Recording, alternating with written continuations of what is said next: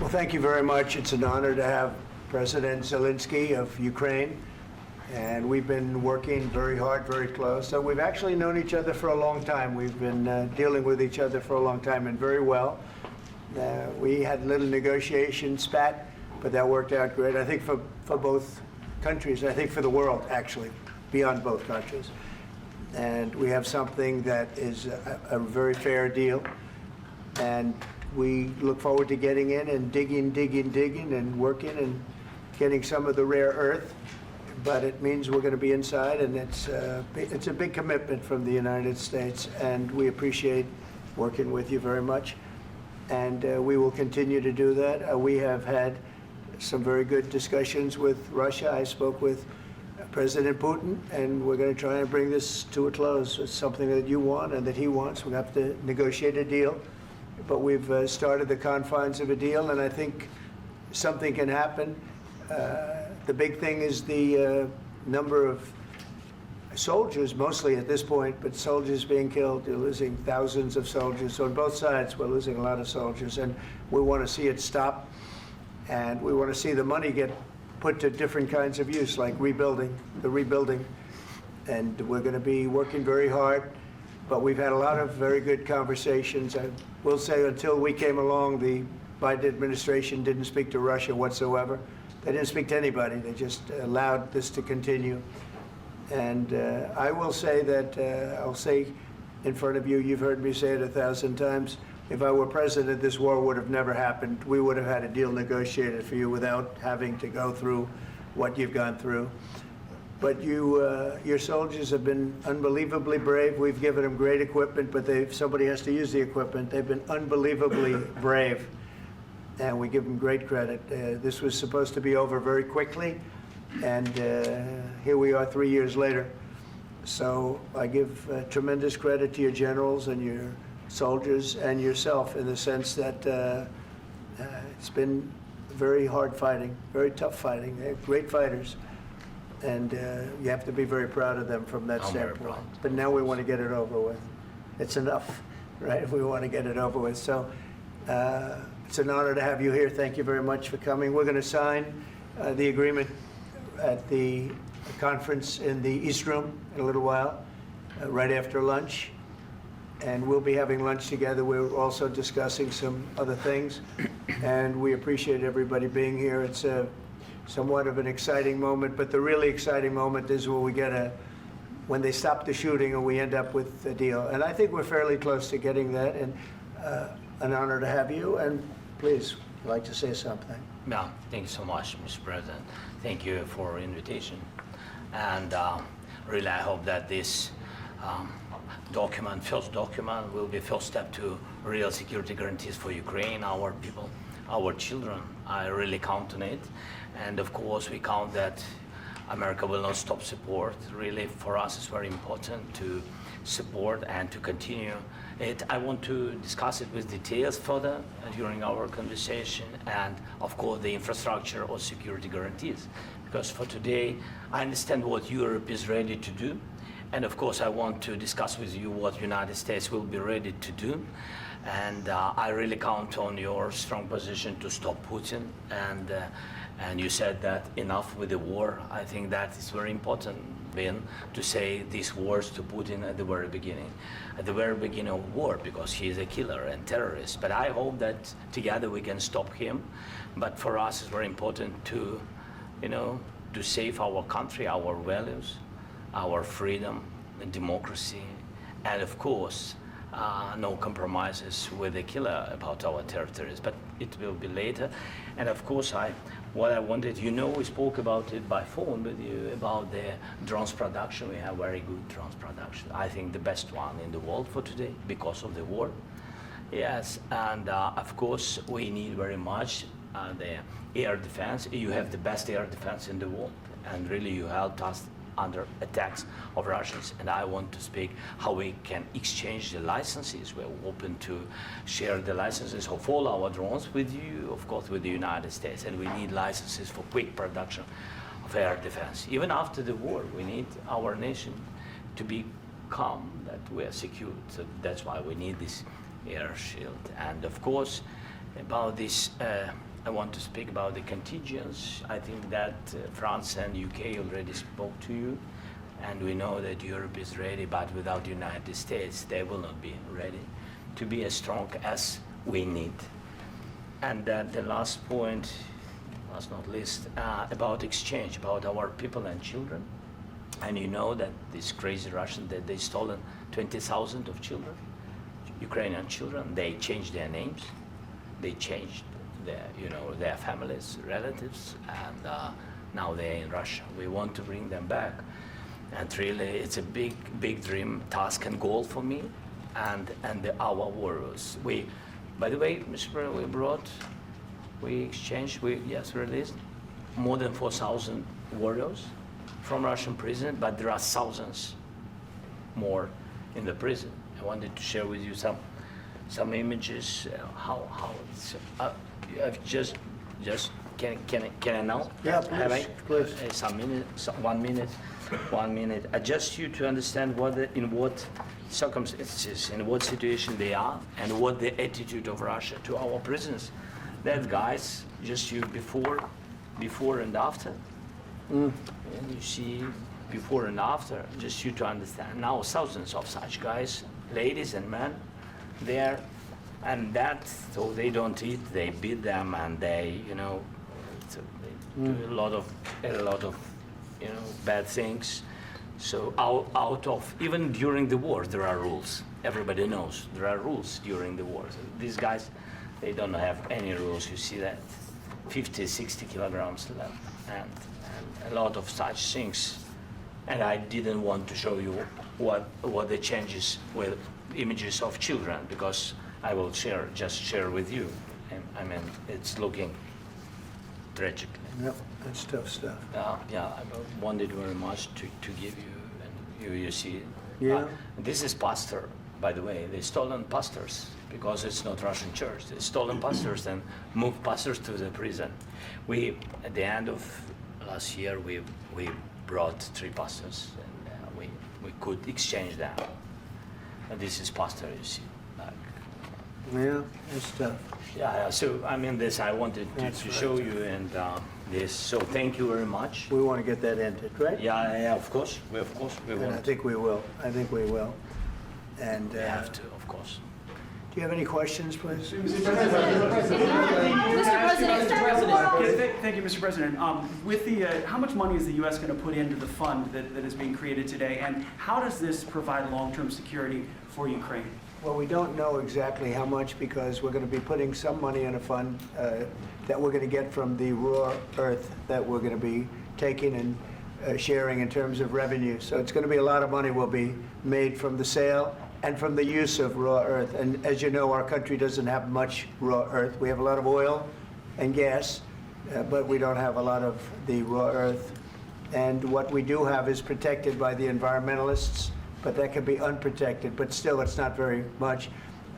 They have among the best in the world in terms of raw earth. So we're going to be using that, using it for all of the things we do, including AI and including weapons and the military, and it's really going to very much satisfy our needs. So it's something that just worked out really well. We have a lot of oil, and we have a lot of gas, but we don't have raw earth.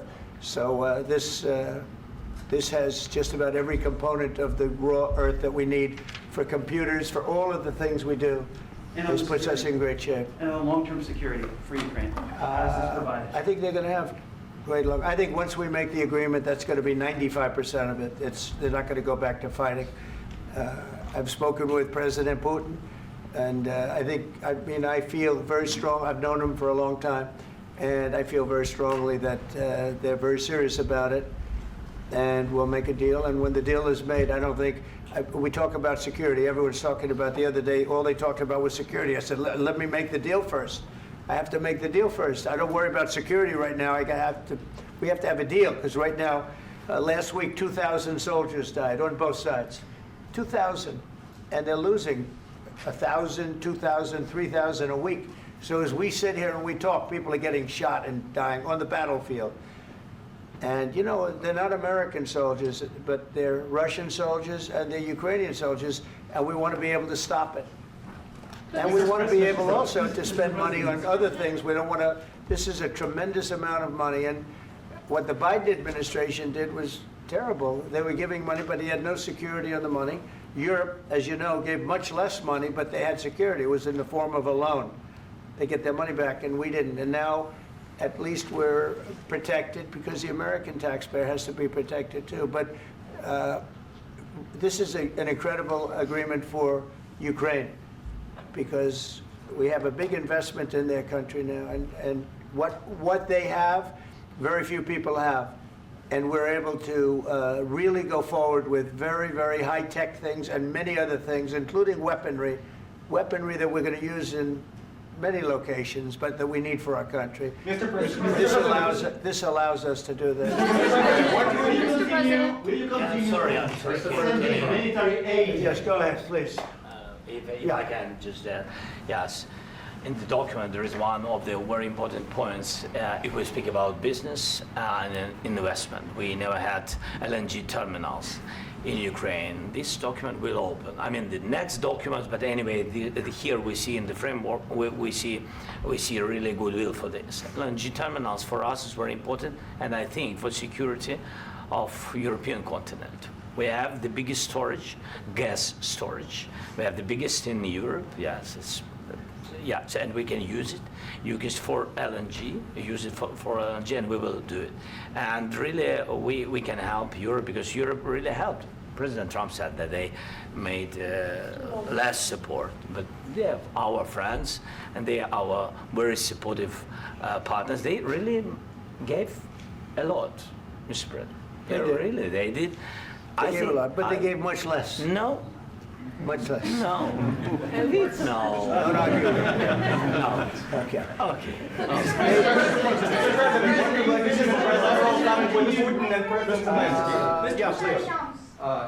Mr. President Trump, you have repeatedly called the deal with Ukraine as a historical one. And as a President of the United States, you make historical decisions in other issues which affect America and other world. So what place in the world history do you want to take? And do you associate yourself with any famous historical figures? Yeah, I'd say George Washington, Abraham Lincoln. I would say I'm far superior to George Washington and Abraham Lincoln. Now, you know I'm only kidding, right? Because when I say that, the fake news is going to go wild. They're going to say he considers himself to be better than Washington. But you never know. You never know. I don't compare myself to anybody. I'm here to do a job. We've had a great 35 days or whatever it might be, a month, a little more than a month. We've accomplished tremendous amounts. Not only this would be a very great achievement if we could get the war stopped and get them back to normalization. I think that's going to happen. We've had very good talks on both sides, as you know. But I think we've done a very good job, just generally. If you look at all of the things we've done in 30 days, they're saying there's never been a opening for a president. The first month, there's never been a first month like we've had. And this is one of the very important things. This, to me, is one of the most important things because we have tremendous death taking place as we speak, and I don't want to have that. You know, think of the parents, whether they're in Russia or Ukraine, think of the parents of all these people being killed needlessly. They came to our territory. Should have never started. This would have, if I were president, this would have never started. Mr. President, will you continue sending military aid to Ukraine after the U.S. signs this agreement with Ukraine? Yeah, we're going to be continuing. To President Zelenskyy, do you feel like the U.S. is on your side, that President Trump is on your side at this moment? Right.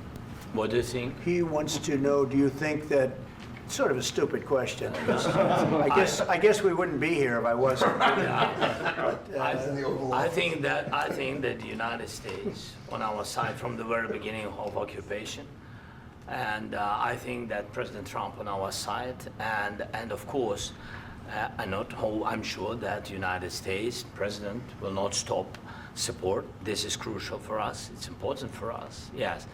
And Putin, the president speaks about the people and the soldiers which are dying, but they came to our territory, they came to our land. They began this war, and they have to stop. And I think this is the question, with really the most important question. Can President Trump, I hope yes, with some other allies, to stop Putin, withdraw these enemies, our enemy, withdraw these troops from our land? And I think that you asked about the history, I think that if President, or when, he will stop Putin, if President Trump will bring peace to our country, I think he will be on this wall. I think. We've had very, very good talks. What about military aid to Ukraine? President Zelenskyy just said that there would be no compromises with Vladimir Putin. I just wanted to ask both of you, firstly, are there compromises that you think that President Zelenskyy is going to have to make? And President Zelenskyy, is there anything that you might think you may be able to offer or bring to the table, for example, elections? Thank you.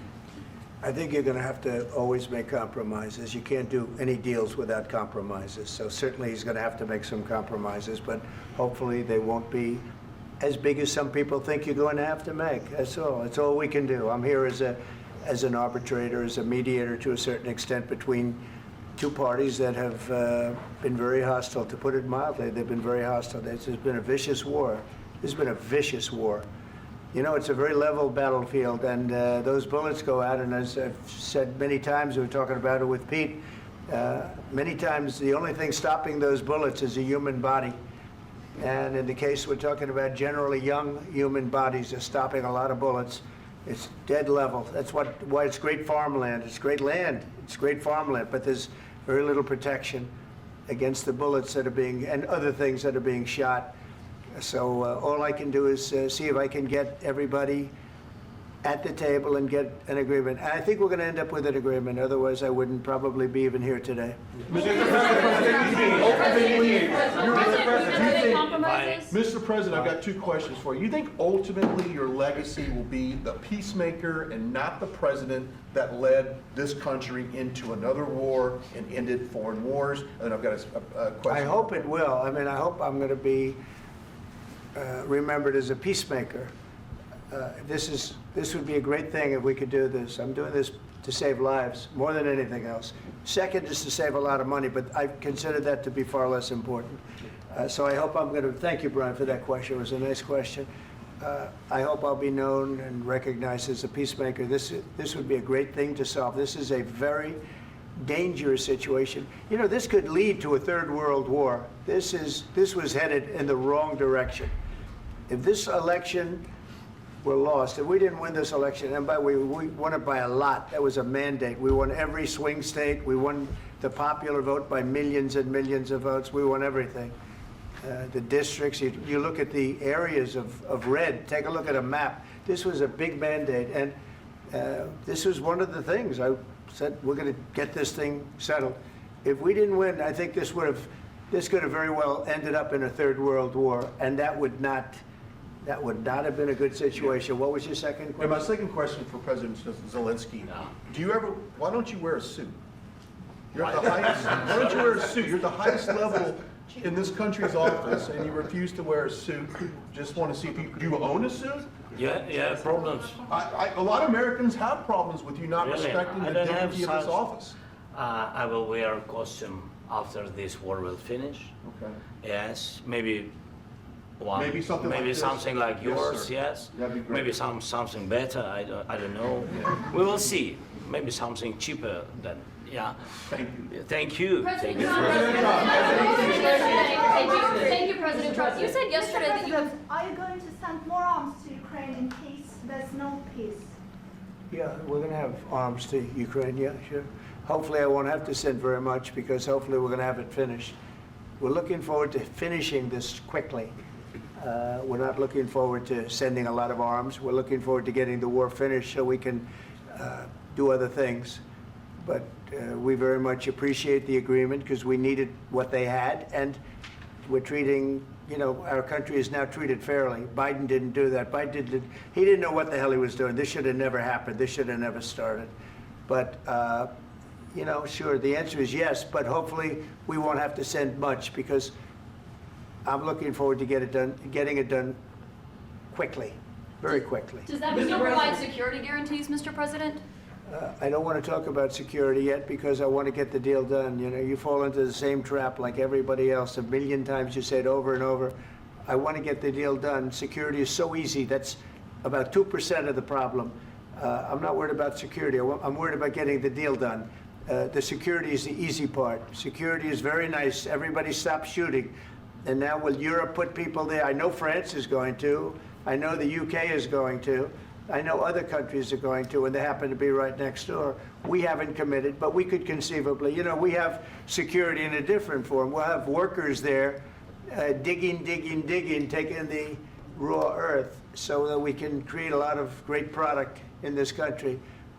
So in that sense, you have something, but we haven't determined that yet. I will say, in speaking to France and in speaking to, and they were here, as you know, last week and just the other day, they have committed to a lot of security. I don't think you're going to need much security. I think once this deal gets done, it's over. Russia's not going to want to go back, and nobody's going to want to go back. When this deal ends, I really believe this deal is going to be over. Question? Yeah, please go ahead. Thank you. Go ahead. Thank you so Mr. much. President, thank you. You had Mr. Macron and Keir Starmer at the White House this past week, both of whom praised your courage and conviction to lead the pathway towards peace. Yes. Part of that involved, though, re-engaging Russia in diplomatic relations, something that previous leaders lacked the conviction to do so. What gave you the moral courage and conviction to step forward and lead that? Well, I love this guy. Who are you with? One American News, sir. Well, that's why I like him. One American News does a great job. I like the question. I think it's a very good question. It's a pathway to peace. It's a pathway to getting something solved. And I feel that as the head of this country, I have an obligation to do that. Plus, you know, we're very much involved. We got involved. It's too bad we got involved because there should have been no involvement because there should have been no war. And there shouldn't have been October 7th. That would have never happened. As you know, Iran was broke.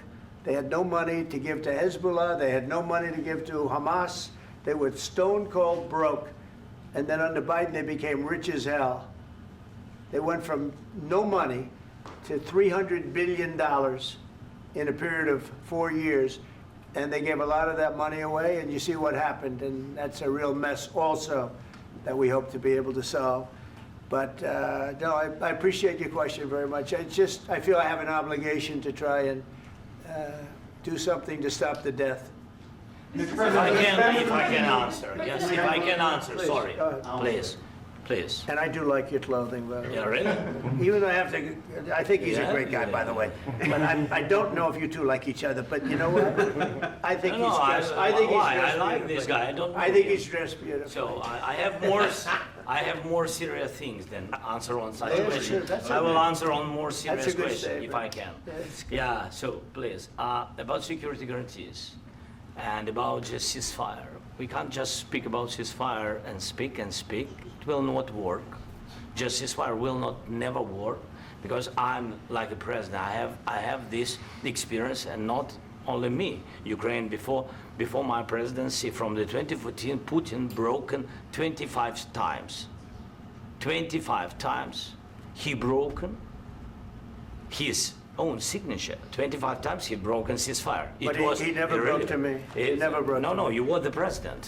He You never were the broke- president he during. never broke to me. In 2016, you've been the president, Mr. President. You've been the president, but he had, of course, not with you, but he had during those periods. He had conversations with our side, and we had Normandy format. You know, the France, Germany, Ukraine, and Russia, and he broken 25 times. That's why we will never accept just ceasefire. It will not work without security guarantees. Security guarantees, maybe President is right about this document and other, but this document is not enough. Strong army is enough because his soldiers afraid, Putin's soldiers afraid of our soldiers when we're strong enough. If we are not strong enough, if we are empty, if our storage is empty, we can't defend our land. Today, you know, he knows that we have all the world knows that we have meeting. Yes, why he's using ballistic? Putin today using ballistic on our hospitals, schools, and etc. Ballistic. So he knows that we are here and that President Trump is really have goodwill to stop this war.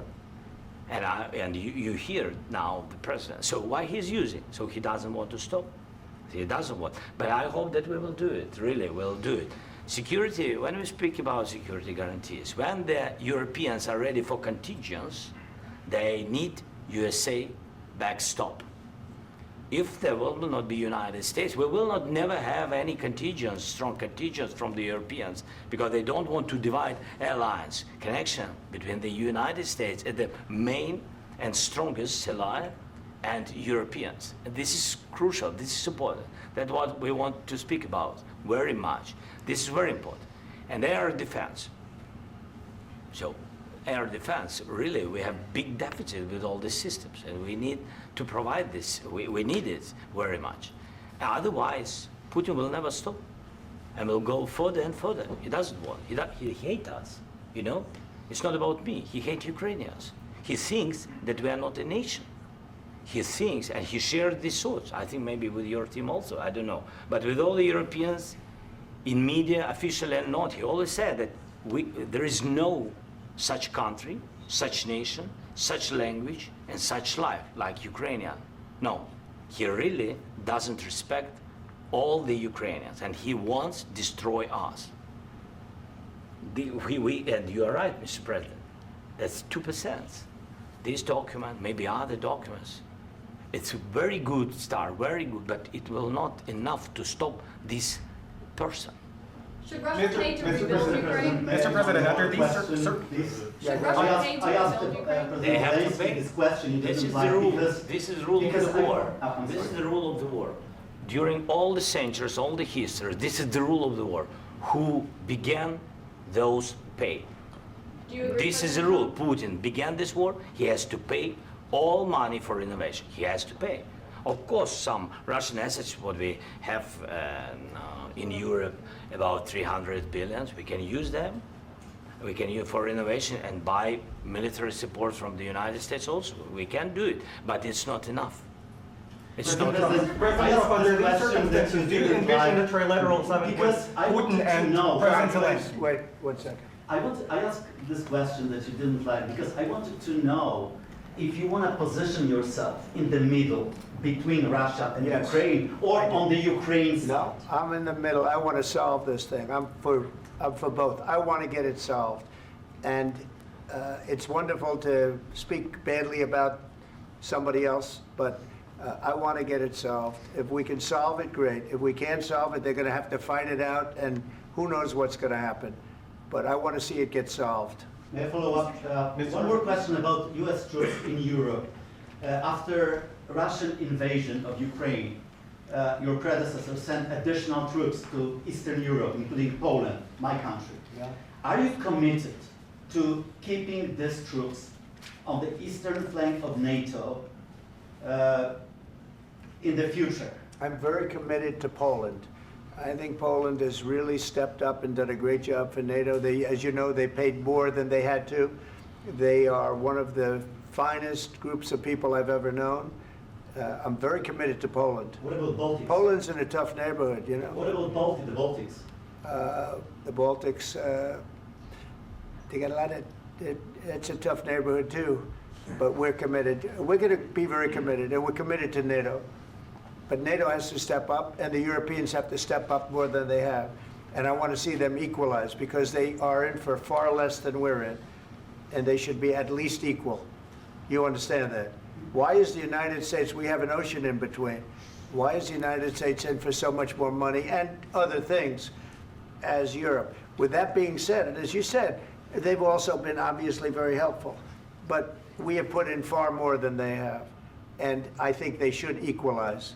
Mr. President, Yeah, please, go Can I ahead. ask you about the agreement again today? What changed between the first time that Secretary Bessent gave President Zelenskyy the agreement and today for the signing? We made a deal. So What was the I'm difference? just- Was there a deciding factor? I'm a business person. We made a deal. That's what changed.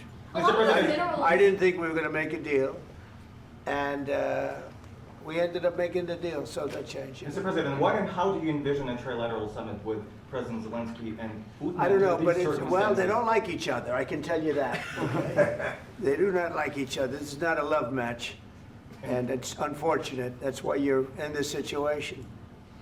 The United States should not have allowed this to happen, okay? The United States, run by a man that didn't know much, I'm going to be very nice, run by an incompetent person, very incompetent person, should never have allowed this to happen. I've stopped wars. I've stopped many wars. My people will tell you, I stopped wars that nobody ever heard about. I stopped wars before they ever started. You can look at some of, I could give you a lot of nations that would tell you right now they were probably going to war. I could tell you right now there's a nation thinking about going to war on something that nobody in this room has ever even heard about. Two smaller nations, but big, still big. And I think I've stopped it. But this should have never happened.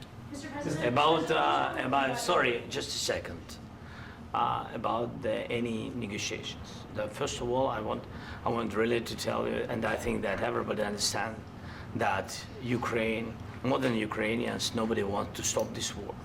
But at the future, any negotiations, it's understandable that two sides of the war, not Russia and the United States, because this is not the war between Russia and the United States. This is war of Russia against Ukraine and Ukrainian people. So these two sides will be at the anyway will be at the negotiation table. Then of course United States, like the strongest partner of the Ukraine, and of course Europe. I think Europe is very important. I want to speak about it with the president. Yes, Europe is very important for us because we really defend Europe for today. All Europeans really recognize that we are defending the line, and they have real life, and our people are dying. That's why they helped us. And also, it's about the NATO. Yes, between, like the president said, you have big, nice ocean. Yes, between us. But if we will not stay, Russia will go further to Baltics and to Poland, by the way. But first to the Baltics. It's understandable for them because they've been in the USSR. You know, they've been one of the republics of the USSR, and Putin wants to bring them back to his empire. It's a fact. And when he will go there, if we will not stay, you will fight. Your American soldiers, it doesn't matter, do you have ocean or not, your soldiers will fight. Mr. President, would you be willing to visit Ukraine, maybe Kyiv or Odessa, which is known to be at the Riviera or Black Sea? It was my question. I'm sorry. I don't want to talk about Odessa now. Let's not talk about Odessa. I want to talk about making a deal, getting peace. We don't have to talk about Odessa, but a lot of cities have been destroyed. There are a lot of cities that are not recognizable. There's not a building standing. No. And a lot of things have to Mr. President, you have to come and to look. No. We have very good cities. Yes, a lot of things have been destroyed, but mostly cities alive, and people work, and children go to school. Sometimes it's very difficult. Sometimes closer to front line, children have to go to underground schools or online, but we live. Ukraine is fighting, and Ukraine lives. This is very important. And maybe it's Putin is sharing this information that he destroyed us. No, he lost 700,000 people, 700,000 soldiers. He lost everything. Yes. So. Mr. President, one more. I mentioned Poland. Please, go ahead. When did you last speak with President Putin, and what did he say that? A couple of days ago. And what did he tell you that gave you the assurance that he wanted peace? Well, that's what I do. My whole life is deals. I know pretty good. And I've known him for a long time. I've dealt with him for a long time. He had to suffer through the Russia hoax. You know, Russia was a hoax. It was all Biden. It was nothing to do with him.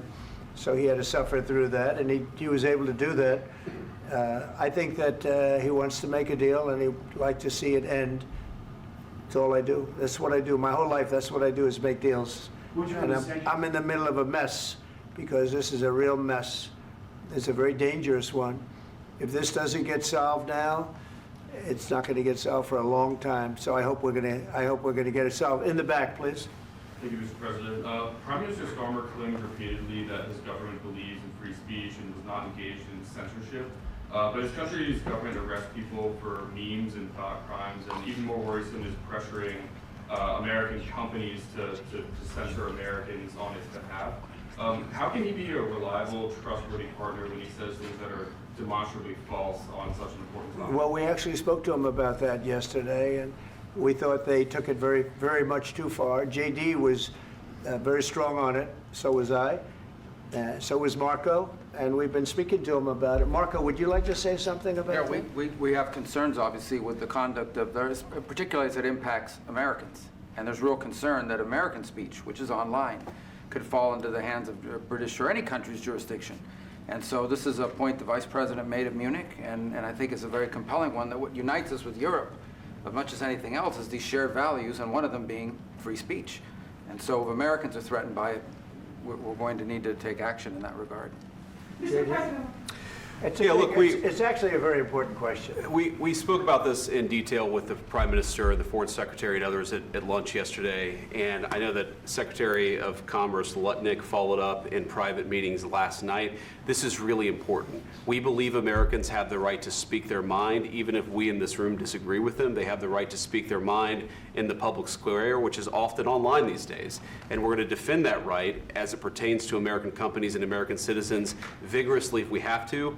I do think that under the President's leadership, we're going to find common ground with our friends in the UK on this question, but it remains to be seen. The principle that will guide us is we believe in free speech in this country, and we'll fight for it for American citizens.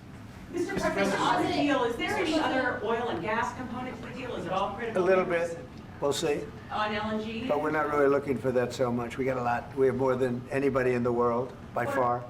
So no, we're not talking about it too much, but a little bit. I think it affects also, but for the most part, no.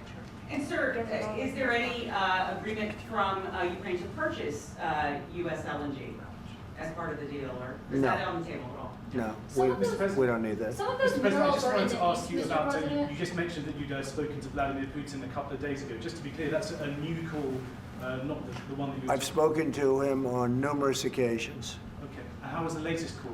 What did you discuss? How did it go? Are you serious with that question? I am, I'd love to know. It went well. I think we're going to have a deal. On the minerals deal, Mr. President, some of those minerals are in the east of Ukraine, not far from the front lines and in areas that Russia has occupied. Will you direct President Putin to withdraw his forces from those areas if there's U.S. interest Well, there? we'll take a look at the time. We have a lot of area.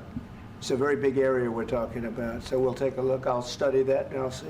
And who would protect those minerals if they are U.S. interests? Would that be Ukrainian They'll forces? be protected. The European agreement will forces? protect them. U.S. The forces? agreement, yeah, we're signing an agreement. You know? Right, but what if Russia tries to invade or there's Russian aggression in those spots? I just told you, I don't think that's going to happen. And if that were going to happen, I wouldn't make a deal. If I thought that was going to happen, I wouldn't make a deal. Some people may wonder why. You know, they ought to focus on CNN on survival, not asking me these ridiculous Why questions. the confidence that you won't Focus violate- on surviving, because CNN's got such low ratings, I don't think they're going to survive. Let's go. Please, go. One more, since I already mentioned Poland. Poland was under Russian control for decades after the Second World War. When I was a kid, I looked at the United States not only as a most powerful country, Right. richest country in the world, the country that has great music, great movies, great muscle cars, but also as a force for good. And now I'm talking with my friends in Poland, and they are worried that you align yourself too much with Putin. What's your message for them? Well, if I didn't align myself with both of them, you'd never have a deal. You want me to say really terrible things about Putin and then say, "Hi, Vladimir, how are we doing on the deal?" That doesn't work that way. I'm not aligned with Putin. I'm not aligned with anybody. I'm aligned with the United States of America and for the good of the world. I'm aligned with the world, and I want to get this thing over with. You see the hatred he's got for Putin. It's very tough for me to make a deal with that kind of hate. He's got tremendous hatred, and I understand that, but I can tell you the other side isn't exactly in love with, him either. So it's not a question of alignment. I'm aligned with the world. I want to get the thing set. I'm aligned with Europe. I want to see if we can get this thing done.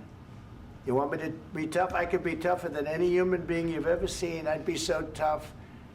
But you're never going to get a deal that way, so that's the way it goes. All right, one more question. Hey, I want to respond to this. So look, for 4 years in the United States of America, we had a president who stood up at press conferences and talked tough about Vladimir Putin, and then Putin invaded Ukraine and destroyed a significant chunk of the country.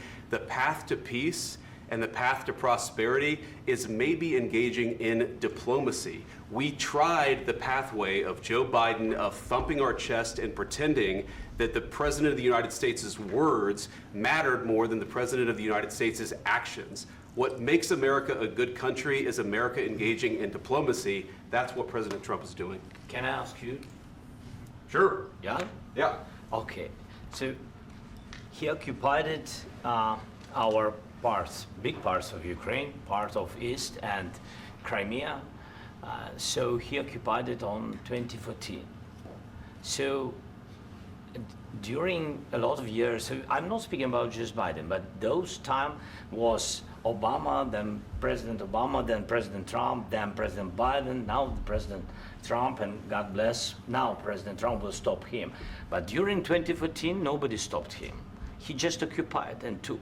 He killed people. You know what the contact line? 2015. 2014. 2014 and 2014. 2014. Yeah. So I was not here. Yeah, but that's exactly right. Yes, but during 2014 till 2022, yeah, the situation the same. The people have been dying on the contact line. Nobody stopped him. You know that we had conversations with him, a lot of conversation, my bilateral conversation, and we signed with him, me, like a new president. In 2019, I signed with him the deal. I signed with him, Macron and Merkel, we signed ceasefire. Ceasefire. All of them told me that he will never go. We signed with him with gas contract. Gas contract. Yes, but after that, he broken this ceasefire. He killed our people and he didn't exchange prisoners. We signed the exchange of prisoners, but he didn't do it. What kind of diplomacy, JD, you are speaking about? What do you mean? I'm talking about the kind of diplomacy that's going to end the destruction of your country. Yes, but if you Mr. President, with respect, I think it's disrespectful for you to come into the Oval Office and try to litigate this in front of the American media. Right now, you guys are going around and forcing conscripts to the front lines because you have manpower problems. You should be thanking the President for trying to bring an end to this conflict. Have you ever been to Ukraine that you say what problems we have? I have been to. Count once. I've actually watched and seen the stories, and I know what happens is you bring people, you bring them on a propaganda tour, Mr. President.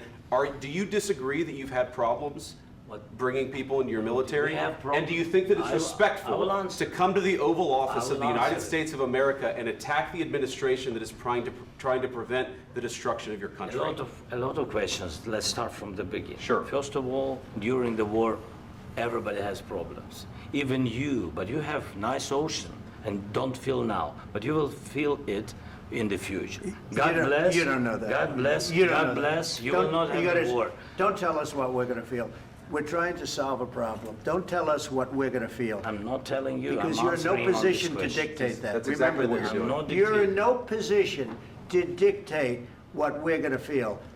We're going to feel very good. You will feel influence. We're going to feel very I'm good and very strong. You will feel influence. You're right now not in a very good position. You've allowed yourself to be in a very bad position, and he happens to be right about it. From the very beginning of the war. You're not in a good position. You don't have the cards. cards right now. With us, you start having I'm not playing cards. Right now, you don't. I'm very You're playing serious, cards. Mr. President. You're I'm playing very cards. serious. You're gambling I'm with the president lives in of war. millions of people. You're gambling with World War III. You're gambling with World War III. And what you're doing is very disrespectful to the country, this country. That's back to you. Far more than a lot of people said they should have. Have you said thank you once? This A lot entire of meeting? times. No, in this Even entire meeting, today. have you said thank Even you? today. You went to Pennsylvania and campaigned for the opposition in October. Offer some words of appreciation for the United States of America and the president who's trying to save your country. Please, you think that if you will speak very loudly about the war, you He's can... not speaking loudly. He's not Yeah. speaking loudly. Your country is Can I- in big can I- trouble. can I Wait a answer? minute. No, Can you've I done a lot of answer? talking. Your country is in big trouble. I know. You're not I winning. know. You're not winning this. You have a damn good chance of we are coming out staying, okay because of Mr. us. President, we are staying in our country, staying strong from the very beginning of the war. We've been alone, and we are thankful. I said thanks You haven't in been this alone. cabinet, You and haven't not been only alone. in this cabinet. We gave you, through I this said stupid thank you. president, $350 billion. You voted We gave for you your military president. equipment, You and you voted men for are your brave, president. but they had to use our military. What about If West? you didn't have You our invited military me- equipment, You invited if me you to didn't speak. have our military equipment, this war would have been over in 2 weeks. In 3 okay? days, I heard it from Putin. In 3 days, this is something Maybe new. less. In 2 weeks, of course, yes. It's going to be a very hard thing to do business like this. I Again, tell you. just say thank you. I said a lot of times that there, thank you accept to that- American people. Accept that there are disagreements, and let's go litigate those disagreements rather than trying to fight it out in the American media when you're wrong. We know that you're wrong. But you see, I think it's good for the American people to see what's going on. I understand, sir. I think it's I very understand. important. That's why I kept this going so long. You have to be thankful. You I'm- don't have the I'm cards. thankful. You're buried there. Your people are dying. tell you You're again, running I low know. on soldiers. Don't- Listen, don't please, you're running Mr. low on President. soldiers. It would be a damn good thing. Mr. And then President. then you tell us, I don't want a ceasefire. I don't want a ceasefire. I want to go and I want this. Look, if you could get a ceasefire right now, I tell you, you take it so the bullets stop flying and your men stop getting killed. Of course, we want to stop the war. But you're I saying said- you don't want a ceasefire. But I said to you, I want a with ceasefire. guarantees. Because you'll get a ceasefire faster than an agreement. Ask our people about ceasefire, what they think. That wasn't it doesn't with matter me. for you what That what wasn't this with me. means. It That was wasn't with you. a guy named Biden, who was not a smart person. This That is was your, with, this that is was with your Obama. president. It was your president. Excuse me. That was with Obama, who gave you sheets, and I gave you javelins. Yes. I gave you the javelins to take out all those tanks. Obama gave you sheets. In fact, the statement is, Obama gave sheets and Trump gave javelins. You got to be more thankful, because let me tell you, you don't have the cards. With us, you have the cards. But without us, you don't have any cards. One more question to Mr. Vice President. I'm sorry. It's going to be a tough deal to make, Um, because the attitudes have to change. what if Russia breaks ceasefire? What if Russia breaks peace talks? What do you do then? I understand that it's a heated conversation right now. What are you but saying? what She's if asking, Russia- what if if Russia Putin breaks the breaks ceasefire? What if anything? What if a bomb drops on your head right now? But they have Okay? broken What if they ceasefire broke it? many I don't know. They broke it with Biden, because Biden, they didn't respect him. They didn't respect Obama. They respect me. Let me tell you, Putin went through a hell of a lot with me. He went through a phony witch hunt where they used him and Russia. Russia. You ever hear of that deal? That was a phony Hunter Biden, Joe Biden scam. Hillary Clinton, Shifty Adam Schiff. It was a Democrat scam. And he had to go through that. And he did go through it. We didn't end up in a war. And he went through it. He was accused of all that stuff. He had nothing to do with it. It came out of Hunter Biden's bathroom. It came out of Hunter Biden's bedroom. It was disgusting. And then they said, oh, the laptop from hell was made by Russia. The 51 agents. The whole thing was a scam. And he had to put up with that. He was being accused of all that stuff. All I can say is this. He might have broken deals with Obama and Bush, and he might have broken them with Biden. He did, maybe. Maybe he didn't. I don't know what happened. But he didn't break them with me. He wants to make a deal. I don't know if you can make a deal. The problem is, I've empowered you to be a tough guy. And I don't think you'd be a tough guy without the United States. And your people are very brave. But you're either going to make a deal or we're out. And if we're out, you'll fight it out. I don't think it's going to be pretty, but you'll fight it out.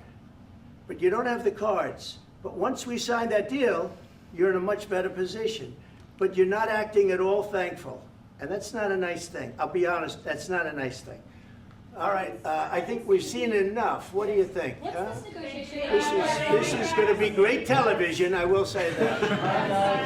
All right, we'll see what we can do about putting it together. Thanks, sir. I know this is and I need the back of your chair. We'll see. see, I don't. All right, guys, come on. Please. Hey, come on, let's go. Let's go. Guys, come on, let's move, please.